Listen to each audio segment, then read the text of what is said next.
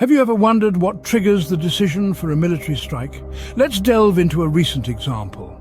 Picture a typical quiet day at a US military base, suddenly shattered by the buzz of an incoming drone.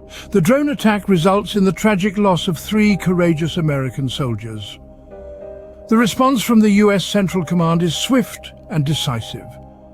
They launch retaliatory strikes on 85 targets, spreading across the farthest corners of Syria and Iraq. These targets are not randomly selected, they are strategic, hitting at the heart of Iran's Islamic Revolutionary Guard Corps and their affiliated militia groups. The message is clear. Attacks on US troops will not go unanswered. Yet with each counterstrike, the tension escalates and a single question lingers in the air. In the face of such aggression, the question remains, what's the end game? So, what happens after the smoke clears? Let's discuss the aftermath. In the wake of the airstrikes, we see a ripple of repercussions. The most immediate of these is the potential violation of sovereignty.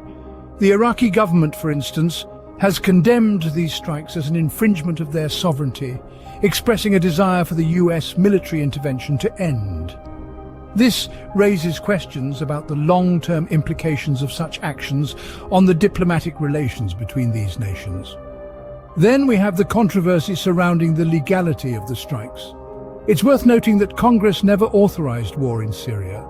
The Biden administration, while endorsing a congressional effort to repeal the 2002 authorization for use of military force in Iraq, potentially leaves itself without legal authority for future strikes in Iraq.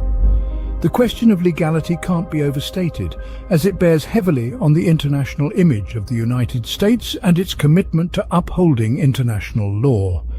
Furthermore, we must broach the topic of the potential withdrawal of US troops from Iraq and Syria.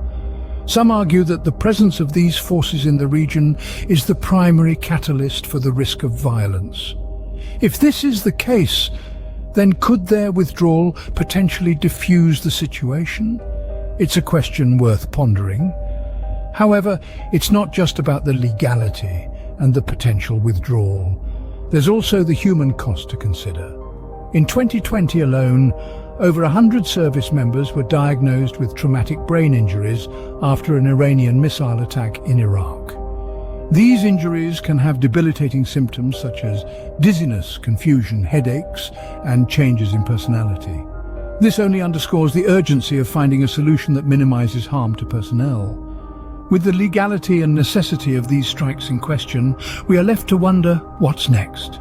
How does this incident affect the larger geopolitical landscape? Let's explore.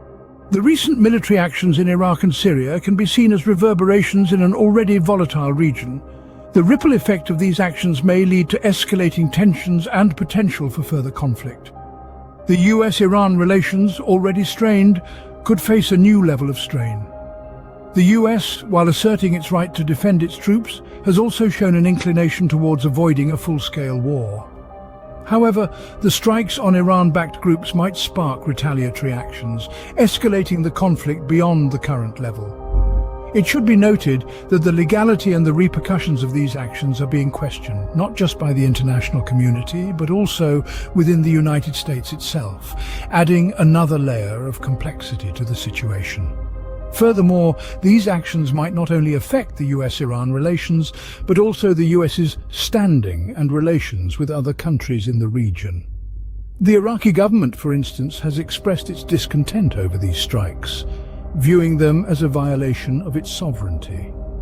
In the grand chessboard of geopolitics, every move has consequences. The question remains, are we ready for them?